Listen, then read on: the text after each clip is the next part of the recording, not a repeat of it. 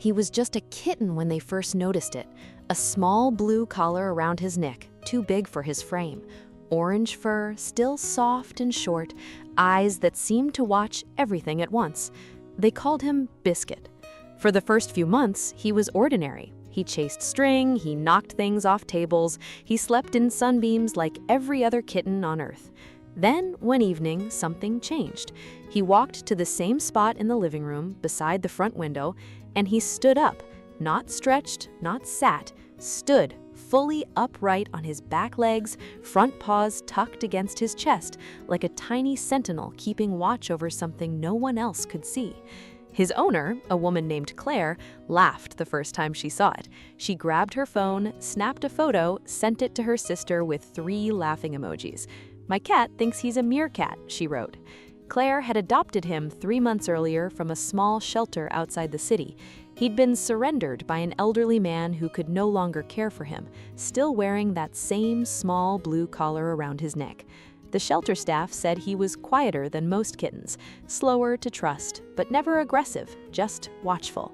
She almost passed him over for a louder kitten in the next cage. Something about his stillness made her stop. He looked at her the way older cats do, with quiet appraisal, as if deciding whether she was worth the trouble. She took him home that afternoon. Biscuit settled into her narrow house faster than she expected. Within a week, he had claimed the armchair by the front window as his own private post. She never trained him to stand there. She never caught him to rise onto his back legs. It simply began on its own, as if something inside him had already decided this was his job and no one else's. But he did it again the next night, and the night after that. Same spot, same time, almost to the minute. Claire noticed the pattern before she understood it. Every evening, around dusk, Biscuit would stop whatever he was doing, walk to that exact place by the window, and rise onto his back legs. He wouldn't move for minutes. He wouldn't blink much either. His eyes stayed fixed on the same direction, somewhere past the glass, past the yard, toward the street. Claire started to feel like he was guarding something or waiting for something. She just didn't know what. Her neighbors noticed too. One evening, a man walking his dog stopped outside her window and stared. He told her later it looked less like a cat and more like a small orange soldier standing post. Claire didn't know whether to be charmed or unsettled. She asked her vet about it during a routine visit. The vet smiled and said some cats just develop quirky habits, nothing to worry about. Claire nodded, but something in her gut didn't fully agree. Cats don't usually stand like that without a reason. She started paying closer attention. She noticed Biscuit's ears would rotate slightly during his nightly stance, tracking sounds she couldn't hear. She noticed his tail would go rigid, not relaxed like it did during play. This wasn't a game to him, this was work. Weeks passed this way. Claire adjusted her evenings around it without even realizing. She'd pause her dinner, glance over at the window, see the small orange shape standing perfectly still, and feel oddly reassured. Whatever he was watching for, he hadn't missed a night yet. She started talking to him during those minutes, the way people do with animals who feel more like witnesses than pets. "What is it, buddy?" she'd ask, crouching beside him. He never answered. He never even looked at her. His focus stayed locked on the window, on something just past the edge of her understanding. Her sister visited one weekend and watched the ritual unfold in real time. She stood in the doorway, coffee forgotten in her hand, and said it gave her chills, not because it was frightening, but because it felt deliberate, almost ceremonial, like a soldier reporting for a shift no one else could see. The pattern held through the changing seasons. Summer evenings, when the light lingered longer, he waited until the sky finally dimmed before taking his post. Autumn came, and the timing shifted earlier, chasing the fading daylight like clockwork. Claire began to trust the rhythm of it, the way you trust a clock that's never once been wrong. If a cat's strange little ritual has ever made you pause and wonder what's really going on in that head of theirs, you already understand why this story is worth staying for.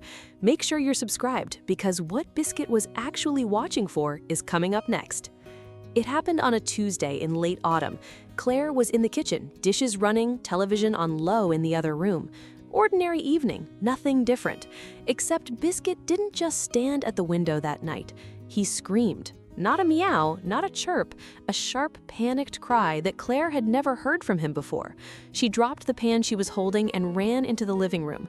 Biscuit was still upright at the window, pawing frantically at the glass, throwing his whole small body against it. She followed his gaze outside. At first, she saw nothing unusual, just the street, the porch light, the dark shapes of parked cars. Then she saw it. A thin, curling line of smoke rising from the garage of the house 2 doors down. No flames yet, no sirens, nothing loud enough to wake a sleeping street. But Biscuit had seen it. Or maybe he had smelled it carried faintly on the evening air through the gap beneath the window frame, long before smoke was visible to human eyes. Claire didn't stop to figure out which. She grabbed her phone and called for help, then ran outside toward her neighbor's door, pounding until lights came on. The fire department arrived within minutes. It turned out to be an electrical fault in the garage, the kind that can smolder quietly for hours before catching, the kind that, left alone through the night, could have spread while the family 2 doors down slept, unaware, with the door between the garage and the house left slightly ajar. Claire stood at the edge of her lawn with a blanket around her shoulders, watching firefighters move calmly through the smoke. A young mother from the house came out barefoot onto the porch, clutching a sleeping toddler, and Claire realized how differently that night could have ended. They caught it early, nobody was hurt, the garage needed repairs, nothing more.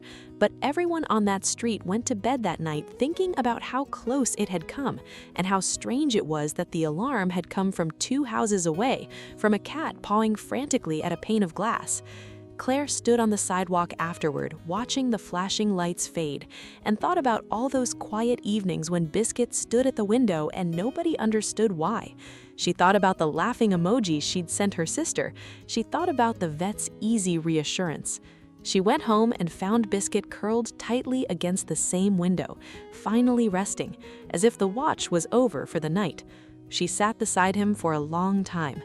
People still ask Claire why her cat behaves the way he does, why he keeps that same evening post, why he watches so intently long after the danger passed that night. She doesn't have a full answer. She just knows she stopped questioning it. Some animals seem to sense what we cannot, not through magic, but through senses we've simply forgotten how to trust. A change in the air, a shift too small for our eyes, a rhythm in the world that only they can read. Biscuit still stands at that window every evening. Claire still doesn't move him. She just sits nearby now and watches with him. Would you have trusted your cat's strange habit before you understood the reason behind it? Or would you have laughed it off like Claire almost did? Tell me what you think in the comments below.